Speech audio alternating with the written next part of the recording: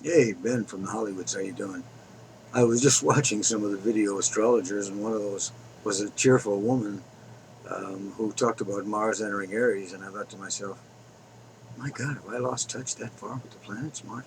So I actually went and took a look, and Mars entered Virgo right on the ruler of my horoscope yesterday. So I was all riled up and going to do a video about Mars and Aries because I particularly have Mars in Aries with a conjunction with the part of fortune, with a conjunction of the midheaven, so it's especially poignant for me. But Mars has actually gone into Virgo. Now that's the good cop, bad cop. George Bush, nine of diamonds, can't be alone, and our new president Obama, nine of diamonds, can't be alone. Both had Mars at around 22 degrees of Virgo. So it's good cop, bad cop. My prediction is that Obama is going to deliver money with his own face on it, or maybe Bernanke's face, petting a dog. And meanwhile, the show goes on with the oceans. Even in the Bible, which is obviously a lot of those books were involved in time travel because they've got it so literal. And by the way, on Mars itself, the planet, a lot of our archetype mythological characters like dwarves and witches and Nephilim and magicians, they're living on the surface of Mars today. Take a look at Mars sorcerers and wizards on YouTube, Ben A. Harris, and actually see them from the NASA rockets.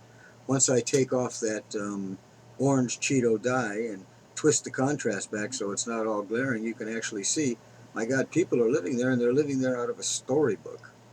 Anyway, to correct Mars, Mars is in Virgo, and we're getting ready to start forming the mystical T cross. We're getting closer to it. This is going to be actually kind of a large event.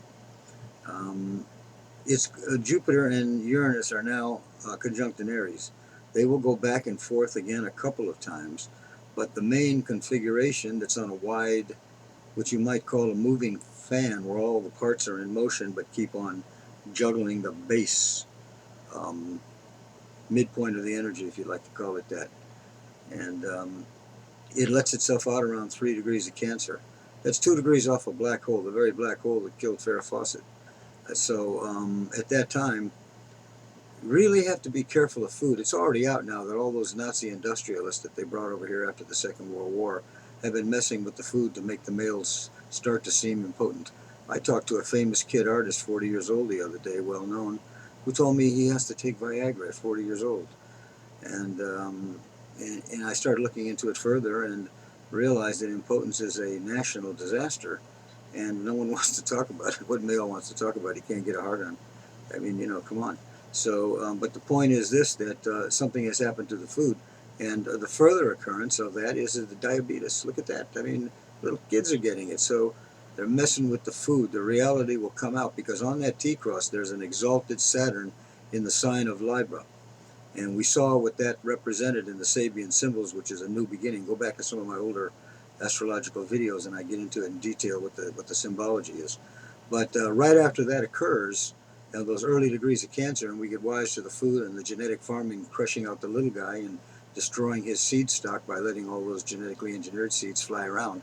The ones that killed whole cities in India, they're getting ready to feed us.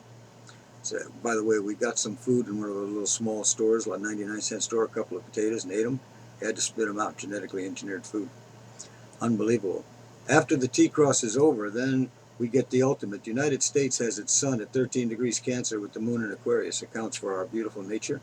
Well, the sub rosa government, the one that took over, is the master bully, Scorpio, Mars, and Capricorn. That is the warrior, the guy who drives his truck over you to get to his destination. So, and I've had run ins with that combination. That is the most aggressive of all, even more than Mars and Capricorn with Aries.